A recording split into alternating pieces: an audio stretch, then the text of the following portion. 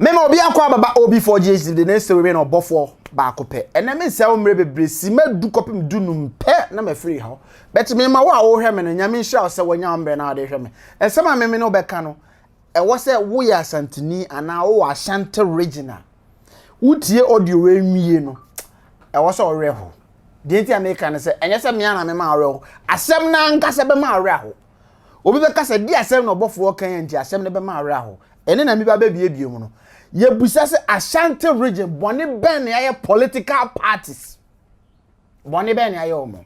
Because companies akase e wa Asante region se ha e beti mema youth and now boys no mo Asante region enya adwuma ye no. Companies ni nyina agugu. Intine the only company e wa Asante region e boys no krono ene twatwitwa we drugs ne ne manema eno nko na e dominate wa ha. Ye mbusa e ho se Aden ya ye political party MPP NDC den ya ye won me bobo companies ni di no abusa se den ti na companies na free Asante region kwa other regions and ebi wo kura wo hunu bio Coca-Cola company na bi wa brewery ho na Coca-Cola company wo ho ene ya peja konkran ye busa se Asante region ha ye didi enye ye ana koku ni numbi ye free ha amene enkofo ano mo ye adwuma Coca-Cola company ni nyina no omo nyina betena fie unemployment abeka ho ambeka ho mo wo na amazese enipa bebre nya adwuma nye na omo nyina abeka de omo tifi omo nya adwuma no ho Coca-Cola company egu brewery egu Bompless egu shoe factory egu ema China fo be ye ema nansei kura ejakotomo ha nyame nko a enka shishise hospital ni ayi nyina yembusa se Asantes boni ben ya political parties yen ni ekuta the strong vote for every political party be power. This is taken from Asante region. As we back when it comes to infrastructure development, Asante regions ya jama youth ni nyina no ya vagabonds ni guo enti ne maami bia wo ne ba no de ne tifia ompa adwuma na adwuma no okofa no hen. That is one. Enyuma na ye bayama youth na nya bia ye no. Ya gugun de wa Asante region, ya guni nyina ena de e wo ha ebeti mama create employment amom. Ya pagya de gugun kran. Me mubo nwie. Shoe factory ewai, AG egu. Saud egu. Jute factory egu. Afanko crate egu. Se enyuma aka LL. Ene wood pillar.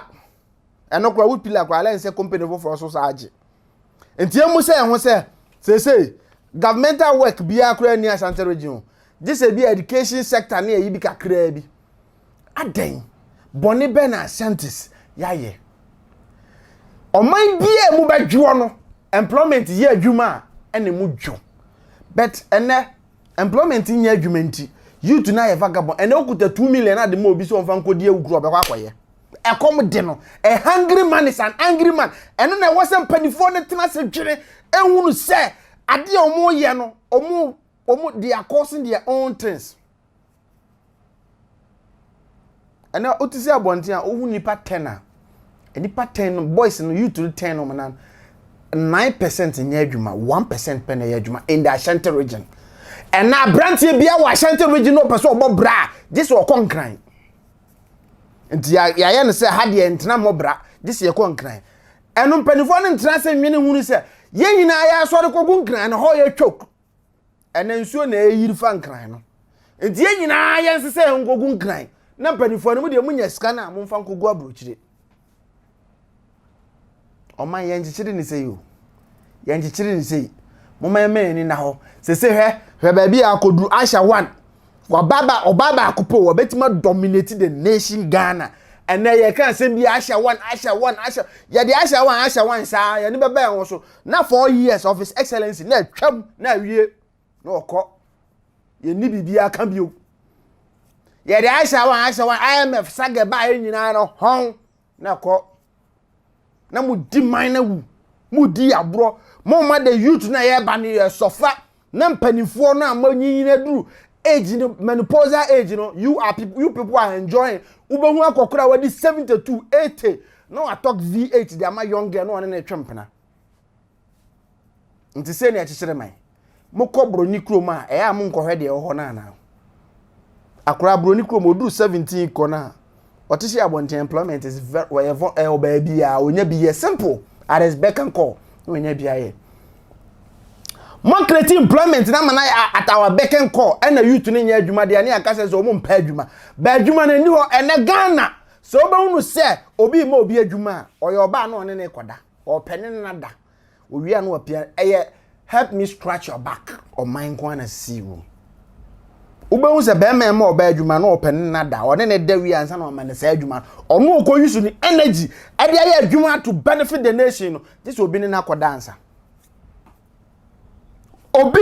ewo ho we university I we qualify kuta certificate correct one or pa ba adwuma ya this obi timi de ka say this o 150 million 15,000 and send when ya ba adwuma ye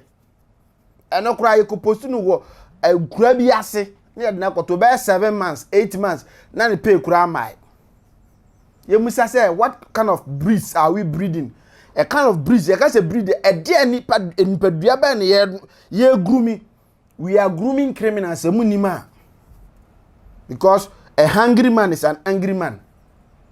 It's high time and penny from better say adwene hu say yen create more jobs yen create technical free SHS buy and then kura ni nyina wura school hallelujah why ade no mu free school mu pia de no mo beye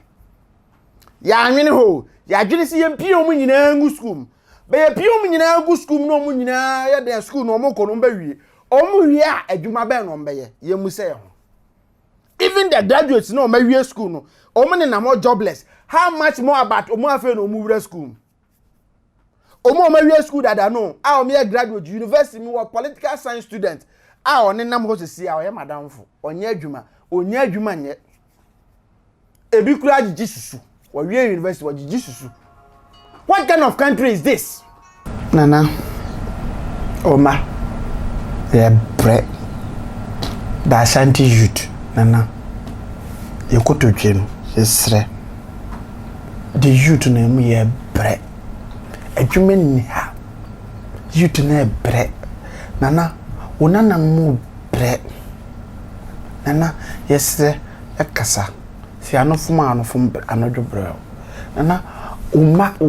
onana mu ye bre wa Asanteman ase political parties ni nyina neglect ye and onana no enkura na ye enkura bone ene enkura na sori a chacha ne nenam no mo ye ene enkura ne sori a wi ne niamaniama basa no mo ye ene enkura ne sori a eniama enso ani nko ano mo ye ni nyina nkongo besisen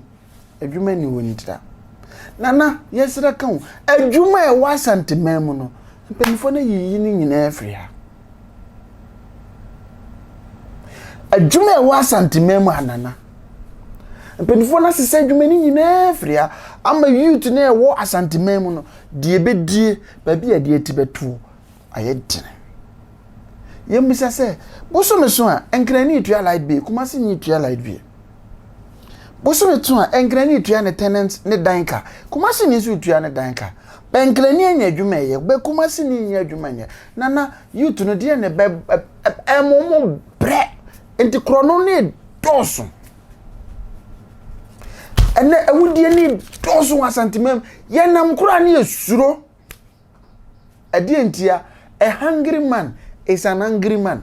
akom de no enti obi di sika kitikiti bi ama na no da persuade no de di bone enti awudie ne doso bone doso ha esro enu so kasa akomato nana we de kotodwogu fom esre